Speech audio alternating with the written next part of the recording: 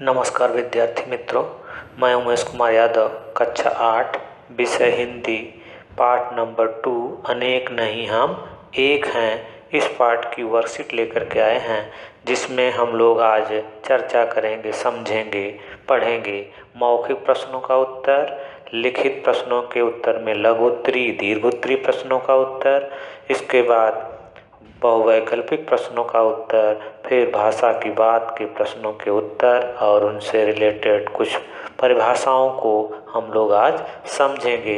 ताइए अब एक एक करके हम लोग सबसे पहले मौखिक प्रश्नों का उत्तर देख लेते हैं कि क्या मौखिक प्रश्नों के किस प्रकार से उत्तर हैं। तो सबसे पहला क्वेश्चन आप लोगों के स्क्रीन पे है कि भारतीय संस्कृति की विशेषता क्या है। मौखिक प्रश्न नंबर 1, भारतीय संस्कृति की विशेषता क्या है। तो इसका उत्तर है देश की अनेकता में एकता ही भारतीय संस्कृति की विशेषता है। क्या है इसका उत्तर? देश की अनेकता में एकता ही भारतीय संस्कृति की विशेषता है। तो क्वेश्चन नंबर 2 देखें, करा है भारत में रहने वालों का एक सामान्य नाम क्या है। क्वेश्चन क्या है? भारत में रहने वालों का एक सामान्य नाम क्या है। तो इसका उत्तर होगा भारत में रहने वालों का एक सामान्य नाम है भारतवासी। क्या नाम है? भारतवासी। करा है भारत में रहने वालों का एक सामान्य नाम है भारतवासी। क्वेश्चन नंबर 3 देखें आप लोग, करा है किस रानी ने हुमायूं को राखी भेजी थी। किस रानी ने हुमायूं को राखी भेजी थी। इसका उत्तर होगा रानी कर्मवती ने हुमायूं को राखी भेजी थी। क्या होगा? रानी कर्मवती ने हुमायूं को राखी भेजी थी। क्वेश्चन नंबर 4 देखें, करा है भारत देश किनमें विभक्त है। भारत देश किनमें विभक्त है। इसका जवाब होगा, इसका उत्तर होगा भारत देश विभिन्न राज्यों में विभक्त है। भारत देश भिन्न भिन्न राज्यों में विभक्त है, या कह सकते हैं भारत देश भिन्न भिन्न प्रांतों में विभक्त है। ते रहे आपके 4 मौखिक प्रश्न के उत्तर और प्रश्नावली हम लोग देखते हैं लिखित प्रश्नों के उत्तर। लिखित में सबसे पहले हम लोगों को देखना है लघुत्तरीय प्रश्न। कौन से प्रश्न? लघुत्तरी। लघु माने क्या होता है? छोटा, और दीर्घ माने बड़ा। तो लघुत्तरी क्वेश्चन पहला देख लेते हैं सबसे पहले। भारत की अनेकता में क्या आता है। करा है भारत की अनेकता में क्या क्या आता है। तो इसका उत्तर होगा लघुत्तरी प्रश्न नंबर 1 का उत्तर है भारत की अनेकता में भिन्न भिन्न प्रदेश, उनकी अलग अलग बोलियां, उनके अपने पर्व व त्योहार, उनकी वेशभूषा, उनके अपने रीति रिवाज, खान पान आता है। करा है भारत की अनेकता में भिन्न भिन्न प्रदेश, उनकी अलग अलग बोलियां, उनके अपने पर्व व त्योहार, उनकी वेशभूषा, उनके अपने रीति रिवाज, खान पान आता है। तो आइए क्वेश्चन नंबर 2 देखते हैं लघुत्तरी का। इसमें कह रहा है कि भारत के लोगों को माला के मोती किस आधार पर कहा गया है। करा है भारत के लोगों को माला के मोती किस आधार पर कहा गया है? तो इसका उत्तर है भारत के लोगों को माला के मोतियों के समान जुड़ा हुआ इसलिए कहा गया है क्योंकि जैसे सभी मोती एक ही धागे में पिरोकर माला बनाते हैं, उसी प्रकार भारत में रहने वाले अलग अलग धर्म तथा जातियों के लोग भारतीयता के सूत्र में बंधकर भारतवासी कहलाते हैं। तो देखिए इसका उत्तर एक बार फिर से आप लोग देख लें। कह रहा है भारत के लोगों को माला के मोतियों के समान जुड़ा हुआ, भारत के लोगों को माला के मोतियों के समान जुड़ा हुआ इसलिए कहा गया है क्योंकि जैसे सभी मोती एक ही धागे में पिरोकर माला बनाते हैं, उसी प्रकार भारत में रहने वाले अलग अलग धर्म तथा जातियों के लोग भारतीयता के सूत्र में से बंधकर भारतवासी कहलाते हैं। तो क्वेश्चन नंबर 3 देखें। कह रहा है विविधता में एकता किस पर ध्यान केंद्रित करता है? क्वेश्चन नंबर 3 है, कह रहा है कि विविधता में एकता किस पर ध्यान केंद्रित करता है? तो उत्तर इसका देखें आप लोग। कह रहा है कि विविधता में एकता हमारा ध्यान एकता के अस्तित्व पर केंद्रित करता है। इसने हमें देश की अखंडता के विषय में पता चलता है। राष्ट्रीय एकता व देश प्रेम दृष्टिगोचर होता है। फिर से देख लें इसको। कह रहा है विविधता में एकता हमारा ध्यान एकता के अस्तित्व पर केंद्रित करता है। इसमें हमें देश की अखंडता के विषय में पता चलता है। राष्ट्रीय एकता व देश प्रेम दृष्टिगोचर होता है। क्वेश्चन नंबर 4 देखें। कह रहा है कि महाराष्ट्र, तमिलनाडु तथा राजस्थान के लोक नृत्यों के नाम लिखिए। हर राज्य के अलग अलग लोक गीत लोक नृत्य होते हैं। भारत के लोग समस्त राज्यों को लोक नृत्यों को संगीतों को सब मिलजुल करके मनाते हैं। तो आइए देखिए, हर राज्य के अपना अलग अलग संगीत और लोक नृत्य होता है, लेकिन इसमें कुछ विशेष राज्यों के बारे में ही पूछा गया है। जैसे महाराष्ट्र, तमिलनाडु तथा राजस्थान के लोक नृत्यों के नाम पूछ रहा है। तो महाराष्ट्र सबसे पहले देखेंगे, महाराष्ट्र का लोक नृत्य क्या है? तो महाराष्ट्र में लवणी लोक नृत्य है। और तमिलनाडु का सबको पता होगा भरतनाट्यम है। राजस्थान का घूमर है।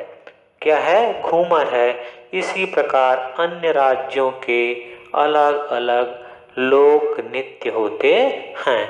कह रहा है इसी प्रकार अन्य राज्यों के भी लोक नृत्य होते हैं। तो आपको मौखिक प्रश्नों का उत्तर और लिखित में लघु उत्तरी प्रश्नों का उत्तर मैंने एक्सप्लेन कर दिया, और आप अगर ध्यान से इस वीडियो को देखेंगे और इसको समझेंगे तो आपको शायद याद भी हो जाएगा। इसके बाद नेक्स्ट वीडियो में हम आपको दीर्घ उत्तरी प्रश्न और बहुवैकल्पिक प्रश्न और भाषा की बात के प्रश्नों का उत्तर लेकर के आएंगे। नमस्कार विद्यार्थी मित्रों, मैं उमेश कुमार यादव, कक्षा 8, विषय हिंदी, चैप्टर नंबर 2 दीर्घ उत्तरीय प्रश्नों के उत्तर लेकर के आए हैं। उनके बारे में आज हम लोग चर्चा करेंगे, समझेंगे। जो कि आपके ये क्वेश्चन स्क्रीन पे उसके उत्तर दिख रहे हैं, तो इसको ध्यान से आप लोग सुनेंगे और इस पूरे वीडियो को देखेंगे तो दीर्घ-उत्तरीय प्रश्नों का उत्तर शायद आपको याद हो जाएगा। तो सबसे पहले चैप्टर नंबर 2 का दीर्घ-उत्तरीय क्वेश्चन है। क्वेश्चन को हम लोग रीड कर लेते हैं, इसके बाद इसके उत्तर पर आते हैं। धर्म के नाम पर अनेकता में एकता किस प्रकार दिखाई देती है? करा है कि धर्म के नाम पर अनेकता में एकता किस प्रकार दिखाई देती है। इसका जवाब अब हम लोग देखेंगे कि धर्म के नाम पर अनेकता में एकता किस प्रकार दिखाई देती है। तो देखिए, क्वेश्चन नंबर 1 का उत्तर है धर्म के नाम पर भी हमारे भारतवर्ष में अनेकता में एकता दिखाई देती है। तो फिर से देख लें इस लाइन को। धर्म के नाम पर भी हमारे भारतवर्ष में अनेकता में एकता दिखाई देती है।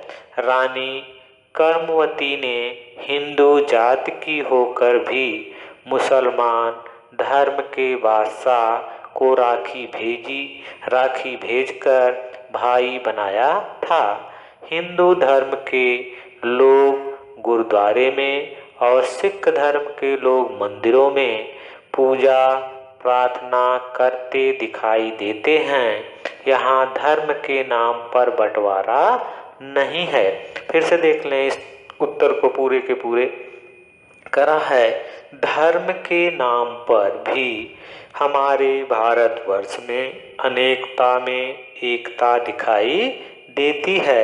रानी कर्मवती ने हिंदू जात की करा है कि रानी कर्मवती ने हिंदू जात की होकर भी मुसलमान धर्म के बादशाह को राखी भेजकर क्या भेजी थी? राखी भेजकर क्या भेजकर? राखी भेजकर भाई बनाया था। हिंदू धर्म के लोग गुरुद्वारे में और सिख धर्म के लोग मंदिरों में पूजा प्रार्थना करते दिखाई देते हैं। यहाँ धर्म के नाम पर बंटवारा नहीं है। तो आइए दीर्घ-उत्तरीय का क्वेश्चन नंबर 2 हम लोग देखते हैं कि 2 क्वेश्चन नंबर में क्या चीज़ें दी गई हैं। उससे पहले हम लोग क्वेश्चन को रीड कर लेते हैं। भारतीय संस्कृत विश्व में महान कही जाती है, तर्क सहित पुष्टि कीजिए। क्या कर रहा है? भारतीय संस्कृति विश्व में महान कही जाती है, तर्क सहित पुष्ट कीजिए, माने तर्क सहित इसको स्पष्ट कीजिए। तो हम लोग चलिए देखते हैं कि किस प्रकार से भारतीय संस्कृति को विश्व में महान माना गया है। इसका उत्तर है इसमें कोई संदेह नहीं कि भारतीय संस्कृति विश्व में महान कही जाती है। अर्थात कि भारतीय संस्कृति विश्व में महान कही जाती है, इसमें कोई संदेह नहीं है। दुनिया में कोई भी ऐसा देश नहीं जहां इतनी अधिक भाषाओं का चलन हो। करा है कि दुनिया में विश्व में कोई ऐसा देश नहीं है जहां इतनी अधिक भाषाएं बोली जाती हों, इतनी अधिक भाषाओं का चलन हो। फिर भी हमारा भारतवर्ष एक है, यही हमारी संस्कृति की विशेषता है। करा है हमारे देश में विभिन्न प्रकार की भाषाएं बोली जाती हैं, लेकिन फिर भी हमारा देश भारतवर्ष एक है, यही हमारी संस्कृति की सबसे बड़ी विशेषता है। तो आइए क्वेश्चन नंबर 3 देखते हैं हम लोग। 3 क्वेश्चन पहले रीड कर लेते हैं। करा है सरहद पर लड़ने वाले सैनिक के मन में किस भाव की प्रधानता होती है। करा है प्रश्न है सरहद पर लड़ने वाले सैनिक के मन में किस भाव की प्रधानता होती है? तो इसका उत्तर हम लोग देख लेते हैं। सरहद पर लड़ने वाले सैनिक के मन में एक ही भाव होता है कि वह केवल भारतीय है। उसके मन में यह भावना कभी नहीं आती कि वह किस धर्म या जाति का है। उसका एक ही लक्ष्य होता है कि भारतीय सैनिक के रूप में लड़कर शत्रु को हराना। तो इसका उत्तर एक बार फिर से देख लेते हैं हम लोग। सरहद पर लड़ने वाले सैनिक के मन में एक ही भाव होता है कि वह केवल भारतीय है। उसके मन में यह भावना कभी नहीं आती कि वह किस धर्म या जाति का है। उसका एक ही लक्ष्य होता है कि भारतीय सैनिक के रूप में लड़कर शत्रु को हराना। सरहद पर लड़ने वाला सैनिक, उसके मन में एक ही भाव होता है कि मैं भारतीय हूँ और भारतीय होने के नाते हमें भारत की विजय प्राप्त करनी है और शत्रु को हराना है। उसके मन में ये भाव कभी नहीं आते हम किस जाति के हैं, किस धर्म के हैं, कौन सी भाषा बोलते हैं, ये सब विचार उसके मन में नहीं आते। तो आइए क्वेश्चन नंबर 4 हम लोग पहले क्वेश्चन को रीड करते हैं, इसके बाद इसके उत्तर को देखते हैं। भारत की अनेकता में एकता को अपने शब्दों में व्यक्त कीजिए। करा है भारत की अनेकता में एकता को अपने शब्दों में व्यक्त कीजिए। तो देखिए करा है, भारत की अनेकता में एकता का यह तात्पर्य है। करा है, भारत की अनेकता में एकता का यह तात्पर्य है। तात्पर्य मतलब है कि हम सब अलग अलग होते हुए भी एक हैं। चाहे हम किसी भी जात या धर्म के हों या हमारा कोई भी नाम हो, परंतु हम सबका एक सामान्य नाम है भारतवासी। क्या करा है, भारत की अनेकता में एकता का यह तात्पर्य है कि हम सब अलग अलग होते हुए भी एक हैं। चाहे हम किसी भी जात या धर्म के हों या हमारा कोई भी नाम हो, परंतु हम सबका एक सामान्य नाम है भारतवासी। तो आइए क्वेश्चन नंबर 5 देख लेते हैं। 5 नंबर का क्वेश्चन सबसे पहले हम लोग क्या देखेंगे, क्वेश्चन, इसके बाद उसके उत्तर को देखेंगे। करा है, अनेकता में एकता हम सबके लिए किस प्रकार लाभदायक है। कह रहा है कि अनेकता में एकता हम सबके लिए किस प्रकार लाभदायक है। तो देखें, कह रहा है, अनेकता में एकता के अत्यंत लाभ हैं। कह रहा है, अनेकता में एकता के अत्यंत लाभ हैं। हमारे कार्यस्थल पर, संगठन और समुदाय में इससे हमारा मनोबल बढ़ता है, मुश्किलों से लड़ने में हमारी मदद करता है, पर्यटन को भी बढ़ावा मिलता है, राष्ट्रीय एकता की भावना बढ़ती है, सांप्रदायिकता का नाश होता है, समस्त भारतवासी एक सूत्र में बंधकर एक हो जाते हैं, भारत का विश्व में सम्मान होता है। इसका उत्तर एक बार फिर से देख लेते हैं हम लोग। अनेकता में एकता के अत्यंत लाभ हैं। करा है, अनेकता में एकता के अत्यंत लाभ हैं। हमारे कार्यस्थल पर, संगठन और समुदाय में इससे हमारा मनोबल बढ़ता है। इस एकता से, एक साथ होने से हमारा मनोबल बढ़ता है, मुश्किलों से लड़ने में हमारी मदद करता है। ये एकता विपत्ति के समय, मुश्किलों के समय लड़ने में क्या करती है, मदद करता है, पर्यटन को भी बढ़ावा मिलता है। यही एकता को देखने के लिए विदेशों से लोग आते हैं। इससे पर्यटन को बढ़ावा मिलता है। राष्ट्रीय एकता की भावना बढ़ती है। सांप्रदायिकता का नाश होता है। समस्त भारतवासी एक सूत्र में बंधकर एक हो जाते हैं। भारत का विश्व में सम्मान होता है। क्या होता है?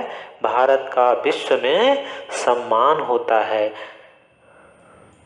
तो ये रहे आपके दीर्घ उत्तरीय प्रश्नों के उत्तर। दीर्घ उत्तरीय प्रश्नों के उत्तर को आप अपनी फेयर नोटबुक में मौखिक से पहले आपको शब्दार्थ, फिर मौखिक प्रश्नों का उत्तर, फिर लिखित में लघु उत्तरीय प्रश्नों का उत्तर, फिर दीर्घ उत्तरीय प्रश्नों का उत्तर आप अपनी फेयर नोटबुक में लिखेंगे और अपनी टेक्स्ट बुक को 1 या 2 बार पढ़ेंगे तो सारे प्रश्नों का उत्तर आपके टेक्स्ट बुक में ही हैं। लेकिन फिर भी एक बार हम लोगों ने इसको समझ लिया तो आपको याद करने में आसान हो जाएगा। तो आइए अब इसी चैप्टर का चैप्टर नंबर 2 का जो बहुवैकल्पिक क्वेश्चन है उसके बारे में थोड़ा से हम लोग चर्चा कर लेते हैं।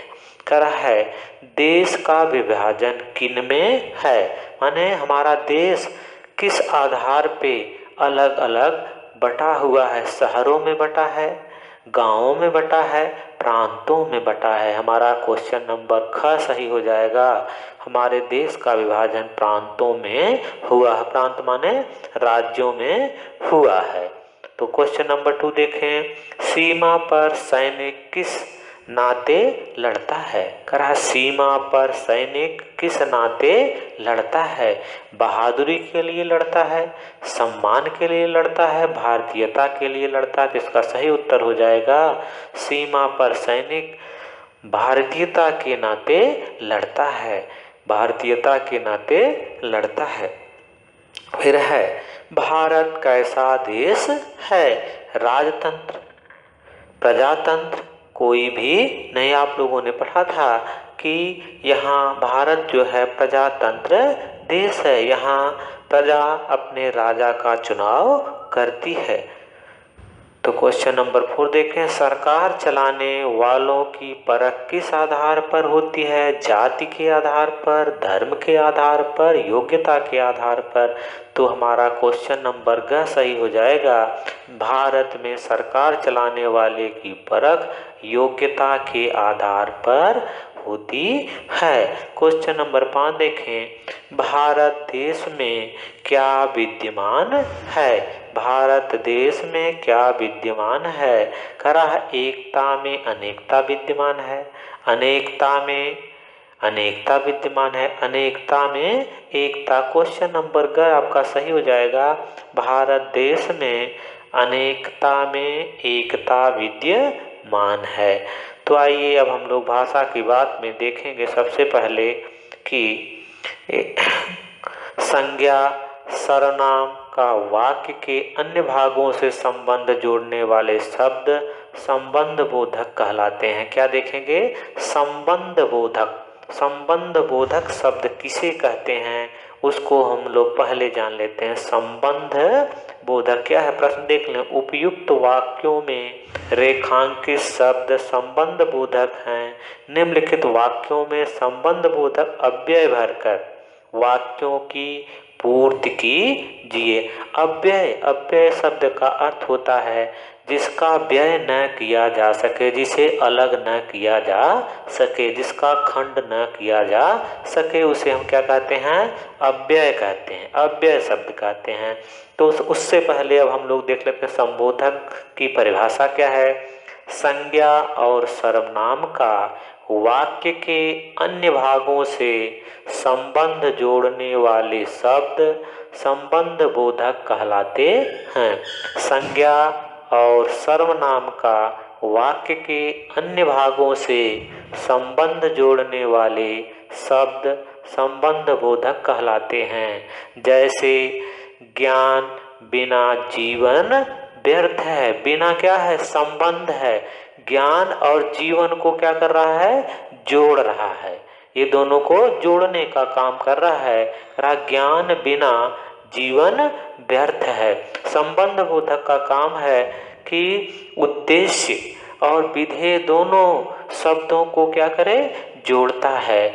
और दूसरा देख लें, शाम के बाद घर आ जाओ। शाम के बाद क्या है, संबंध बोधक है।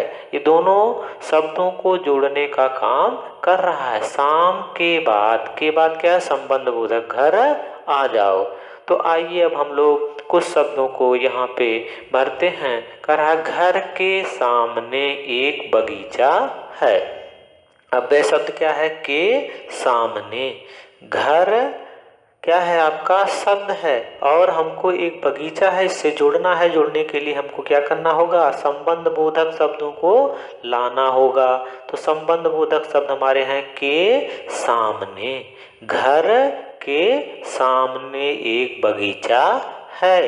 क्वेश्चन नंबर 2 देखें, राम डैश डैश सीता भी वन को गई थी। यहाँ हमको संबंध बोधक शब्द को जोड़ना है।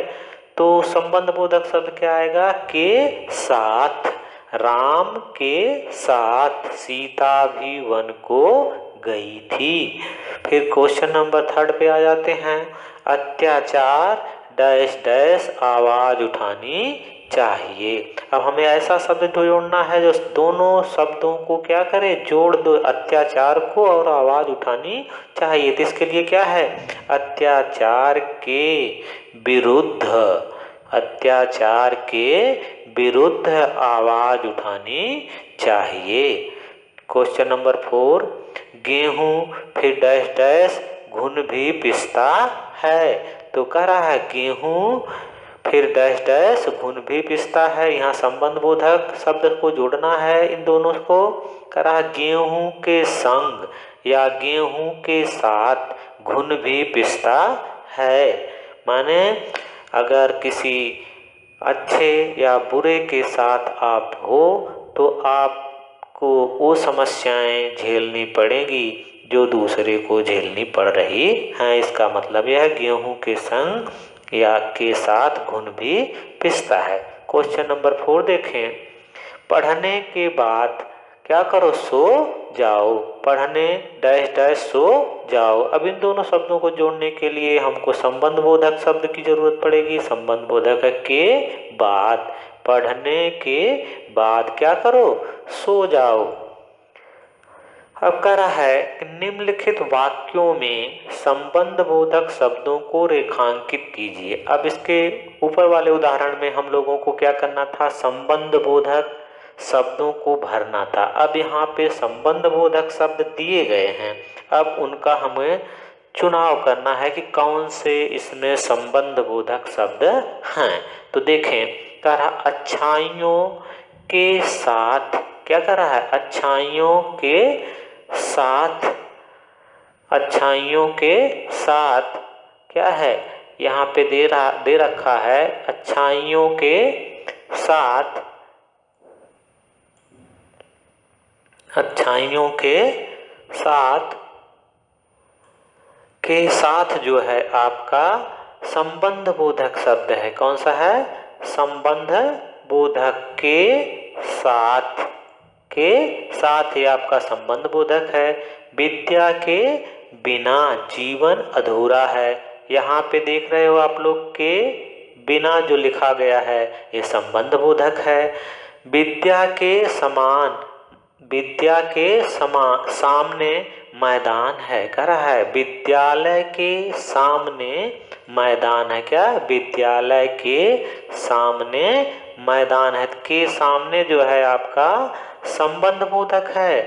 फिर है दूसरों के पीछे मत जाओ। के पीछे जो दिया गया है ये आपका संबंध बोधक शब्द है। तो इस प्रकार से आपने देखा कि संबंध बोधक शब्द जो है दोनों शब्दों को जोड़ने का काम करता है। तो आइए इसके बाद हम लोग देखते हैं कि निम्नलिखित शब्दों में से उपसर्ग तथा मूल शब्द अलग कीजिए। क्या करना है, उपसर्ग और मूल शब्द को अलग करना है।